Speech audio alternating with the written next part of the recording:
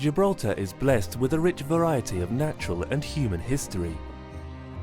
The rock and the town below have been home to many cultures and people over the centuries.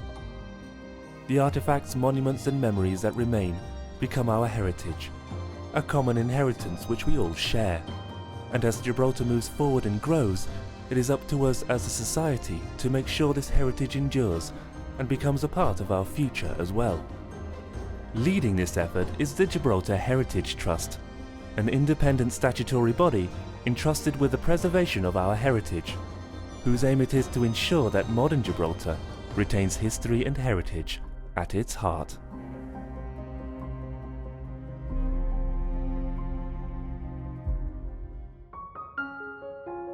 Established in the late 1700s, Witham Cemetery is the final resting place for many men, women and children. Through the passage of time, this hallowed place fell out of use, faded from memory, and ultimately into dereliction. For the last 5 years, the Gibraltar Heritage Trust, with the support of passionate volunteers and generous benefactors, have managed to revive this sacred place, which will soon be opening its doors to the public as a green space and area for quiet contemplation. Certainly for somebody like myself who's been here not day in, day out, but sort of certainly week in, week out and many other days as well. You know, sometimes I don't see the progress, but I think people who do come from time to time, when they've come, they've often, you know, they've always seen big progress and are very happy with the way things have gone. We are, say, nearing the end game, so to speak.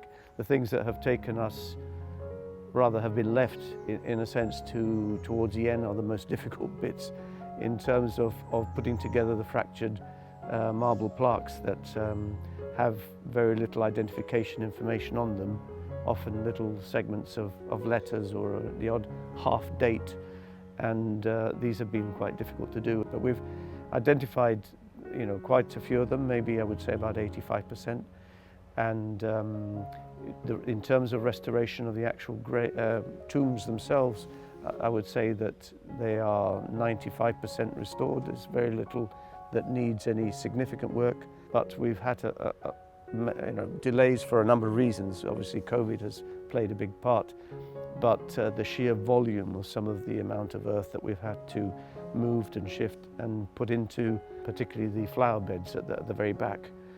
So that we needed new construction of almost retaining walls for the flower beds because they're quite big. But it's been the only way to physically manage the amount of earth that we needed to excavate to be able to find levels of the bases of the tombs, and in some cases finding levels of tombs that we knew were there but were not visible. The paths are all done. We've had tons and tons of gravel, much of it donated to us by a local building company, and we've had a lot of help from building companies that have given us a bit of their assistance with sand and cement and so on. So bit by bit, at very, very low cost, we've managed to get this really, I think, almost ready for opening to the public. I mean, just to remind ourselves that this place, we believe, was handed over in the 60s to the government of Gibraltar, and it had remained abandoned for all that time, with obviously the accumulation of soil and debris and rubbish. Unfortunately, it was used as a bit of a dumping ground. The place, as I say, was very, very, very overgrown, despite various attempts to remove vegetation. But I mean, there are a lot of very hardened plants that keep on coming up, and we've tried our best to remove the ones that we don't want.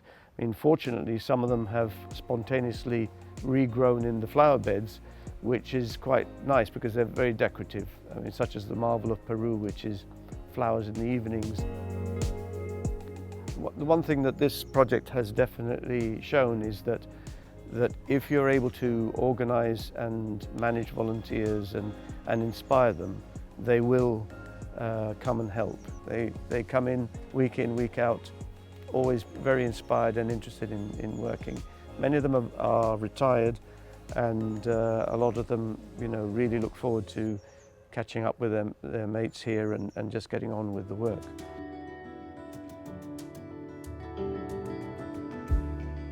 it's been a very satisfying project to be involved with, primarily because, you know, the dilapidation of much of the whole cemetery. I mean, literally tombs falling apart. One point I'd like to make is that although many of the individuals are of military backgrounds, you know, officers from the first half of the 19th century, with their wives, their family, but there are dignitaries and people of importance here, and many of them actually born in Gibraltar, you know, and I remind people that in those days, you know, people coming to Gibraltar to work or to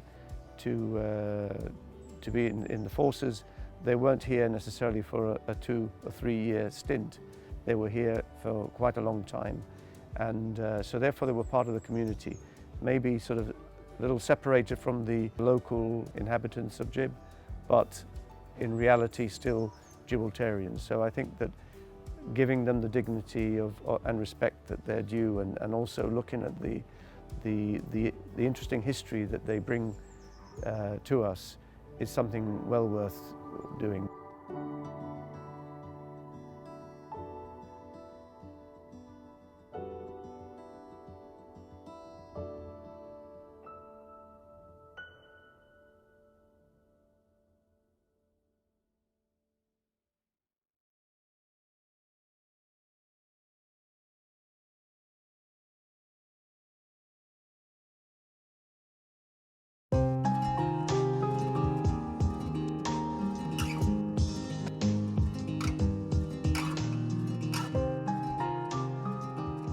Rosia Bay has obviously been around here since the rock has been around, but from Spanish times it was called La Caleta de San Juan.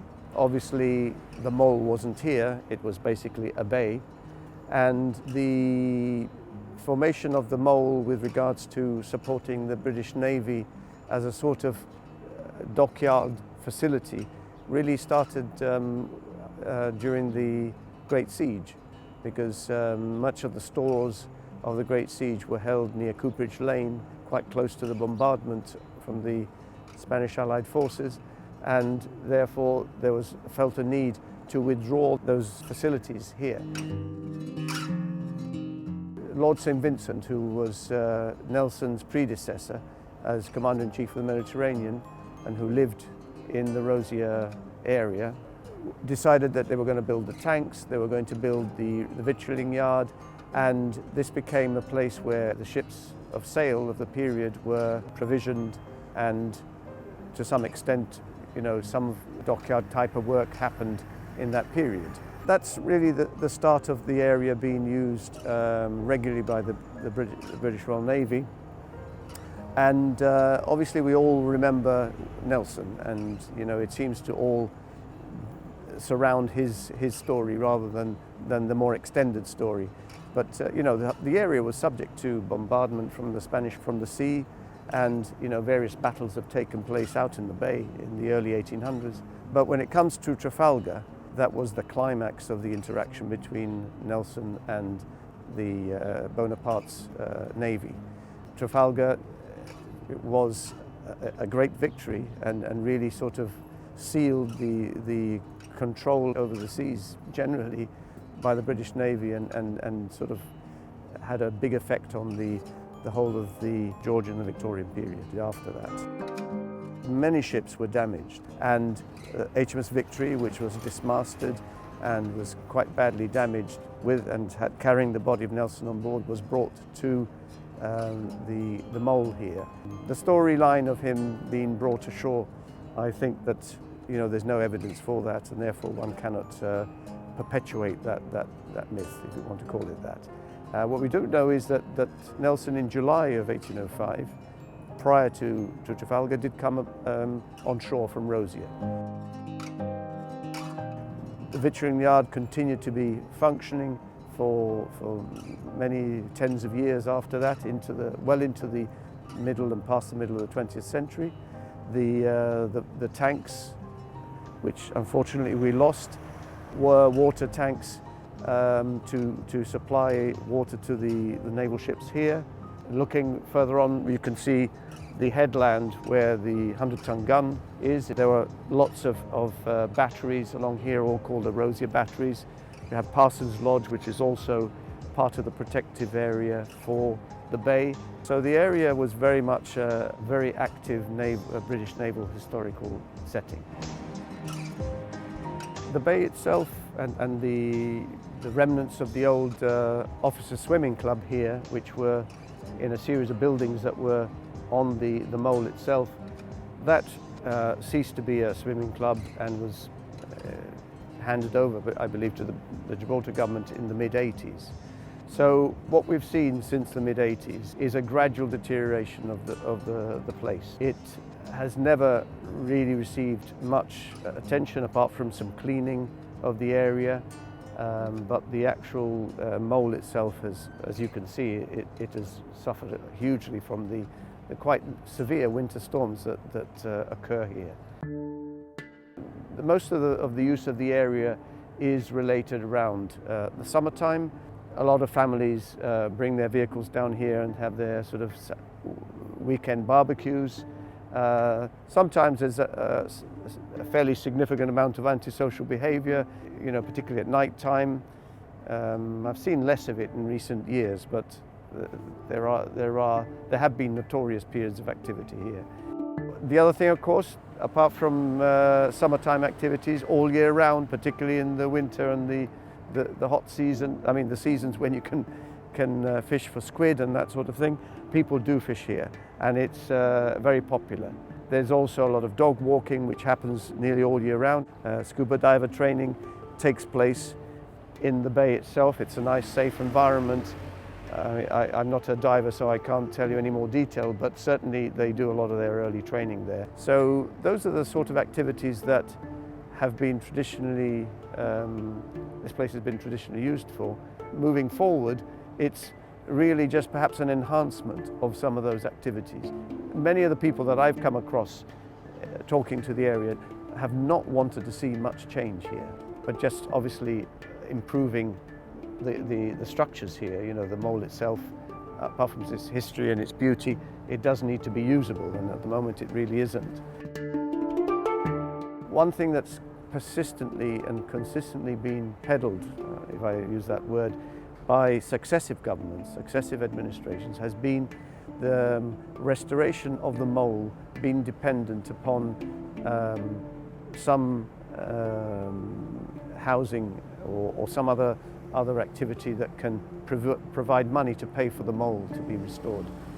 We've seen a lot of possibilities, things like a dolphinarium, a swimming facility at this level, and the other ones which have always had been a problem for the Gibraltar Heritage Trust and the other NGOs is a question of housing.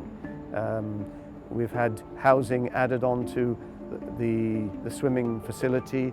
We've had a suggestion of having blocks, and the most recent one is 75 apartments to be placed here on the southern flat area behind the mole. Proposals for the development of Rosia Bay aren't new. A few years ago we had a proposal for private development that got through the outline planning stage. At that stage it didn't include any residential development. It included only facilities that were for public enjoyment. Later that was modified to include residential. It was never formally submitted for full planning, but it was made clear to the developers at the time that the DPC didn't favour residential development. This new proposal, which it proposes up to 75 residential units, would be, of course, much worse than, I think it was 6 that were proposed at the time, and in our view totally incompatible with what should be the situation down at Rosia Bay, which is maximising public use and enjoyment, and more than anything else, respecting the integrity of the site from an environmental and a heritage perspective. Rosia Bay is very important to the ESG, to the Environmental Safety Group, and also to many in our community. For the past at least 12 years, we've organised underwater and land-based revetment cleanups because we press for better management and cleaning programs, but aside from that, we really value this wonderful place, and a lot of people care, and so we've been able to pull in a lot of support from the community because they also care about this place. It's neglected and it needs investment and it needs care, but I think many of us were very relieved at the last election manifesto to see government pledge its own plan to take care of Rosia Bay and convert it to a public amenity. The three NGOs sit on the Development and Planning Commission, and we have come together in the past to try and oppose certain projects that have come forward, to lend a little bit more weight, try and lobby, if you like, for voting purposes.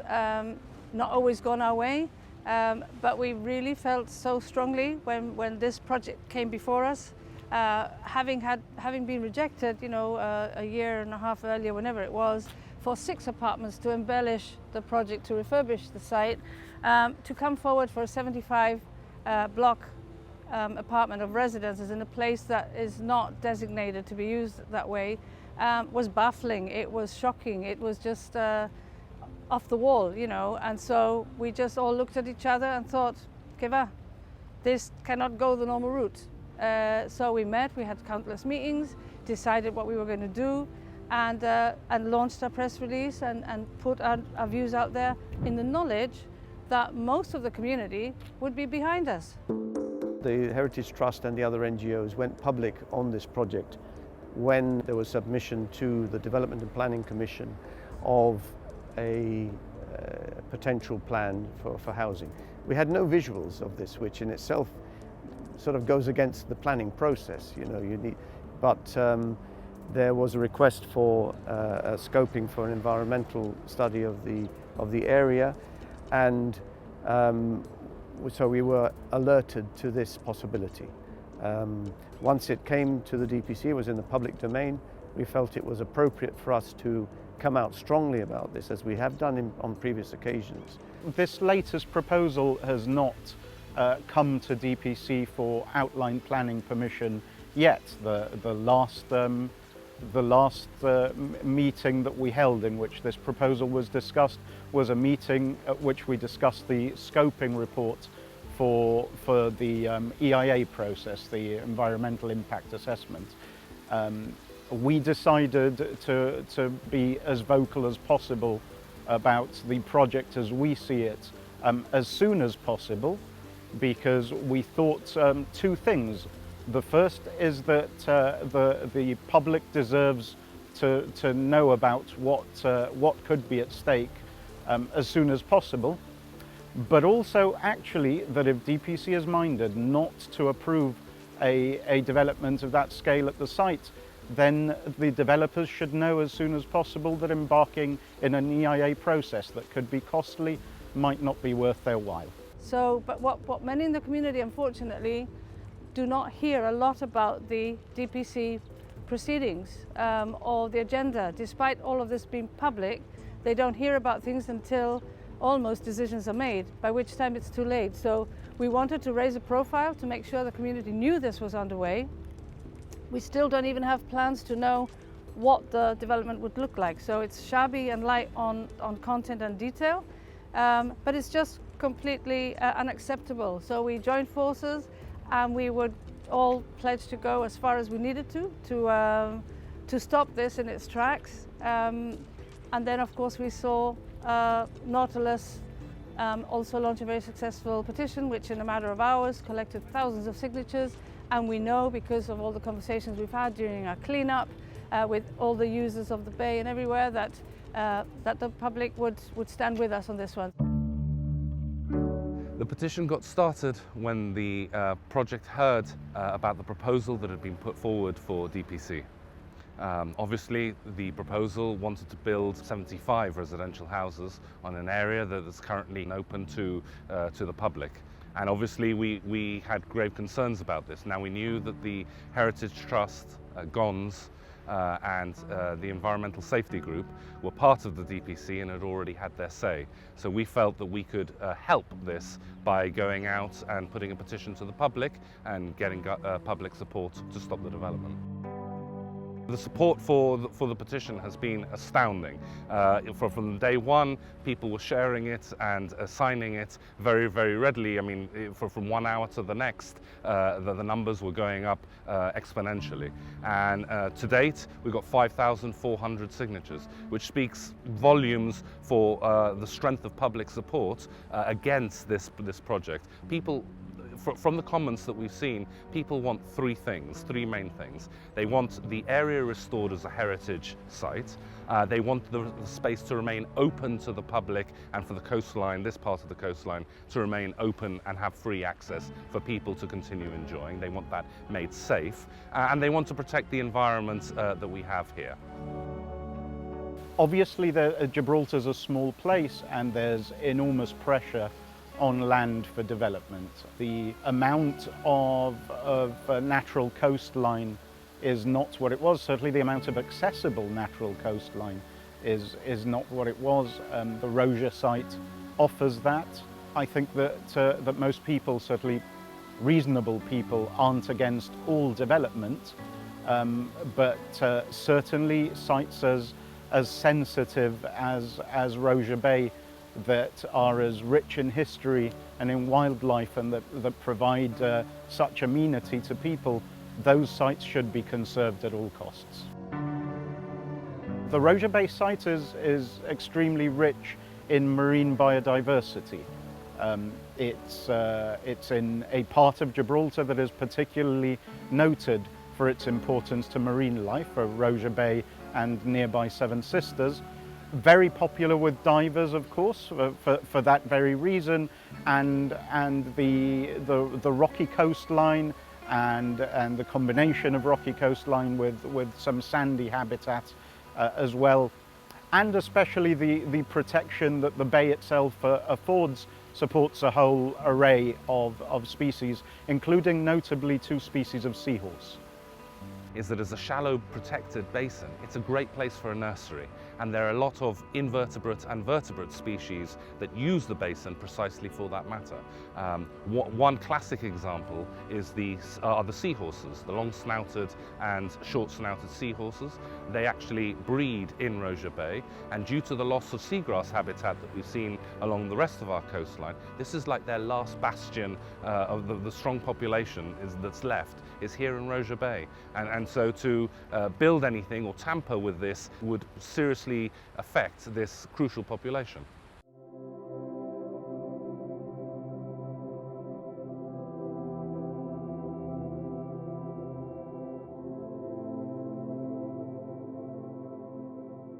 This site combines all elements that we value as a community. So I guess the best thing would be to see a plan from government as to how it would ideally like to respect all these important values that this area represents. And of course, economically, we have been dealt huge blows with Brexit and COVID.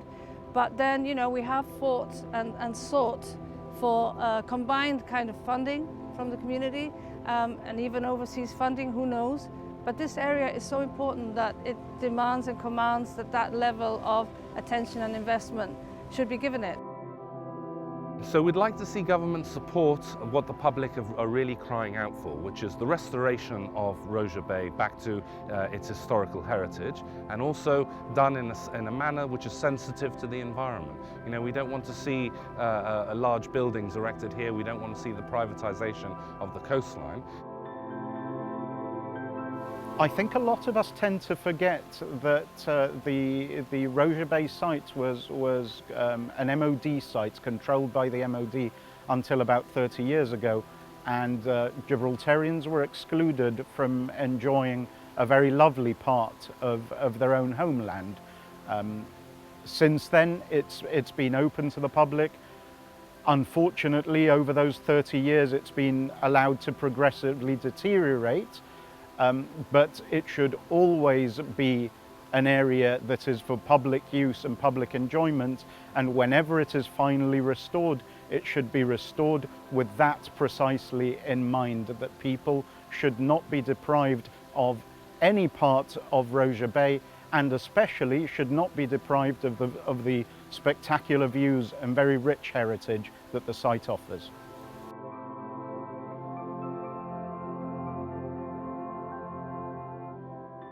When we look at what is the remains of the Rosia mould and the Rosia Bay as it is, you can see for yourself the beauty. I mean, it really is an exceptional gem, this one, and it's one that is full of history, full of natural beauty and natural interest, and you know, we really need to look after it and repair it. The mole itself, again, is in a dire state, and it may not be very long before it sort of deteriorates completely and is then totally irreparable. But personally, I think that we're still not too late to save the mole. And I think that, you know, government should listen to not only those who have genuine interest of non-commercial variety in this place, but also representing the people of Gibraltar, who I think have spoken by their very heavy support for our position on the restoration of the mole.